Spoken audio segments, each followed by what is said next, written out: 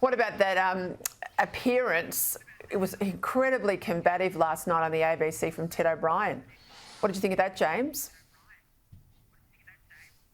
Well, I watched that clip there, and I watched it again this morning, and I'll tell you what, this is the weirdest thing I've ever seen. Ted O'Brien is going in there with a good faith interview, and he's just getting absolutely lectured to about nuclear power, why it won't work, with a bunch of talking points that really essentially, I think, come from the left side of Twitter.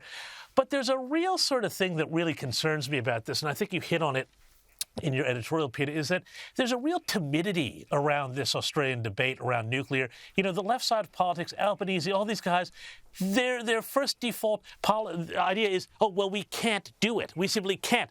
Well, sorry, that's not how you build a country, is by saying you can't do these things. There's plenty of evidence that we can. There's also plenty of evidence that the renewables road that we're going down right now is going to deliver ever more unstable power to the grid. It's going to be more expensive.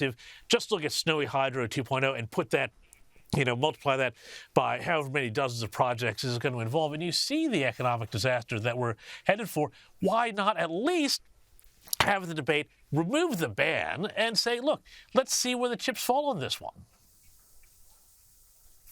Trudy, what about this story today? New poll out there. Sentiment has shifted on renewables. It's gone from 70% in August 2022 to 53%. So basically just splitting even with those who do and then those who don't support renewables.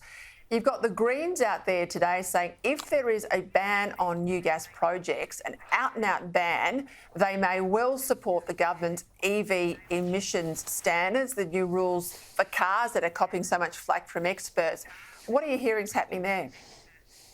Well, I think Labor wants to do a deal with the coalition on the gas tax issue. That's the PRRT. That's what the industry wants too. Don't forget the gas sector supports Labor's idea because they just want it done. Just stop quibbling and forcing the Greens to be able to negotiate on these sort of issues. So I think if you're the tacticians in the Labor Senate at the moment, you want to try and do a deal on gas with the coalition. They're still not there when it comes to this EVs policy. We're still at a discussion paper. I reckon there's still quite a way to go on that before we actually see where Bowen lands on something that can actually pass the Senate.